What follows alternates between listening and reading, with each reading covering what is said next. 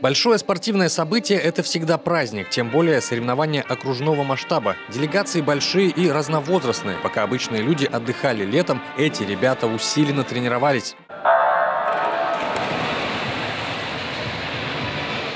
Вообще эти соревнования проходят под нагрузкой, то есть подготавливается очень жестко, нагрузки высокие, и вот как таковой усталости накопилось много, и нет такой вот легкости, как, допустим, на соревнованиях рангом выше, вроде российских.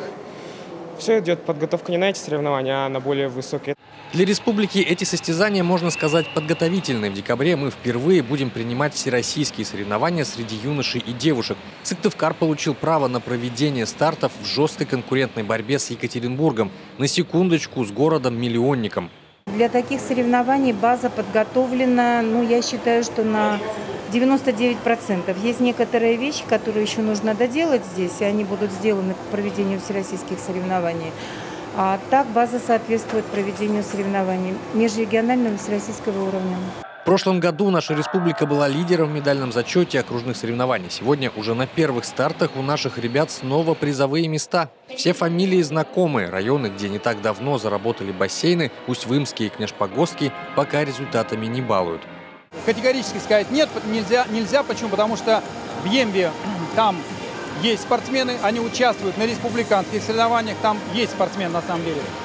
С Микуни пока спортсменов нет, да, к сожалению. Но, видите, там скорее бассейн такой, он не спортивный, он не совсем спортивный.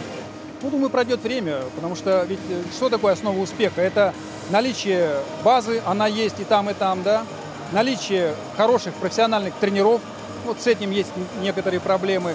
Понятно, что к декабрю кардинальная ситуация едва ли поменяется, но, может быть, именно эти окружные соревнования, а затем и первые всероссийские, станут катализатором для развития плавания в республике.